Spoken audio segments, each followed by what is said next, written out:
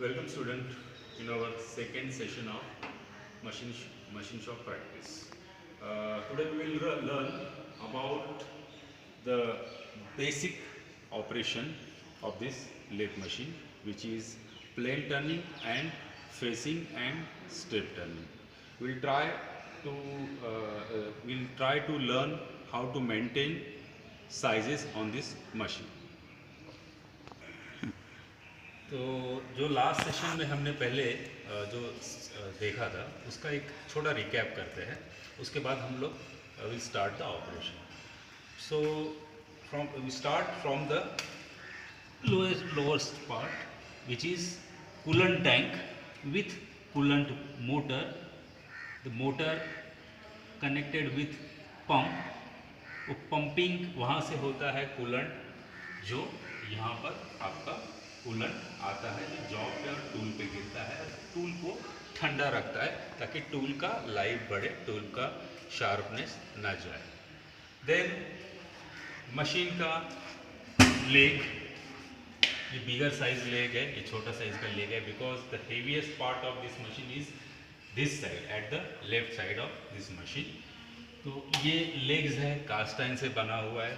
The cast iron material which is very much tough in nature, which can take load, strain, vibration also, because it has a porous structure, and this leg is hollow inside where motor and first primary gearbox is fitted. This leg is empty. Then this is chips collector. जो भी आप machine पे machining करोगे, metal remove करोगे, which is going to fall ultimately in this tray, which you have to clean at the end of the day, at the end of the job, at the end of your work. आपको ये tray clean करना है पूरी तरीके से. Tray के बाद है ये पूरा एक कास्ट किया हुआ एक पोर्शन जिसको कहते हैं बेड. बेड के ऊपर ये पूरा असेंबली जो मूव कर रहा है, दिस इज कैरेज. कैरेज को गाइड करने के लिए ये जो शाइनी पोर्शन है, ये कोनिकल और ये फ्लैट, ये जो दो पोर्शन है उस पे ये कैरेज मूव कर रहा है. आप देख सकते हो यहाँ पे ये कैरेज कनेक्टेड है. इसके ये कोनिकल शेप के कारण कैरेज इस तरह से मूव नहीं करेगा, वो parallel to the axis of chuck, towards chuck, away from the chuck move करेगा.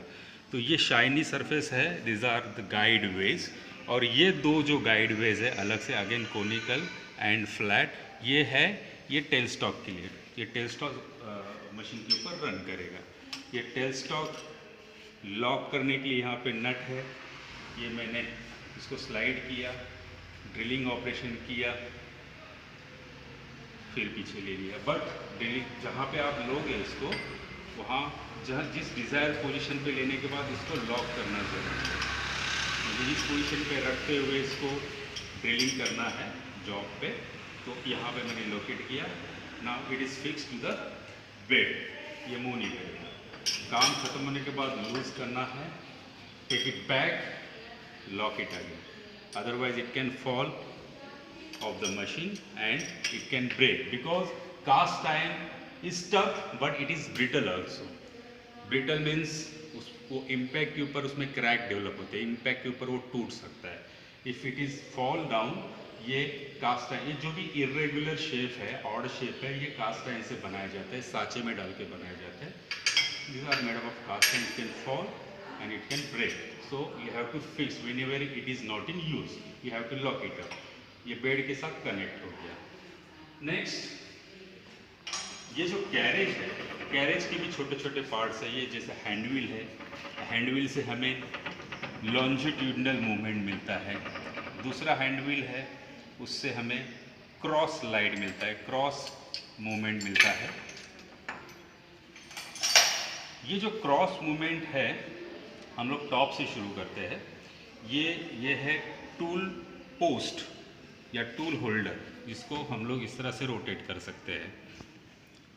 उसमें 4 अलग अलग टूल लगाकर अलग अलग साइज शेप के अलग अलग ऑपरेशंस के लिए यूज़ किए जाने वाले 4 टूल्स आप एक साथ लगा सकते हैं और डिज़ायर पोजीशन पे इसको टाइट कर सकते हैं। उसके नीचे है compound slide which is use to do taper turning on your job.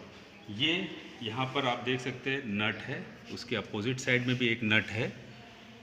ये दोनों नट लूज करने के बाद ये स्विवेल भी होता है, और वो कितना डिग्री स्विवेल होता है वो डिग्री यहाँ पर दिया हुआ है। डिग्री मेंशन करने के बाद डिग्री आप कितना चाहिए आप वहाँ पे उतने डिग्री एंगल में इस कंपाउंड स्लाइड को, कंपाउंड रेस्ट को रख सकते हो। ये कंपाउंड स्लाइड है, और ये जो है, ये जो स्विवेल होता है मैं आपको दिखाता हूँ, पॉज करना। Then I will show you how this compound rest swivels। मैंने ये लॉक नट, इसका जो टाइटनिंग नट है वो लूज कर दिया।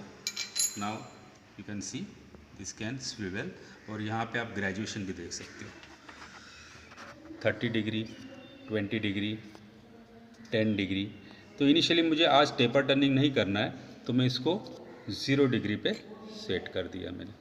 ये 0 डिग्री है, ये 0 डिग्री का दोनों लाइन मैच करके आई विल टाइट इट।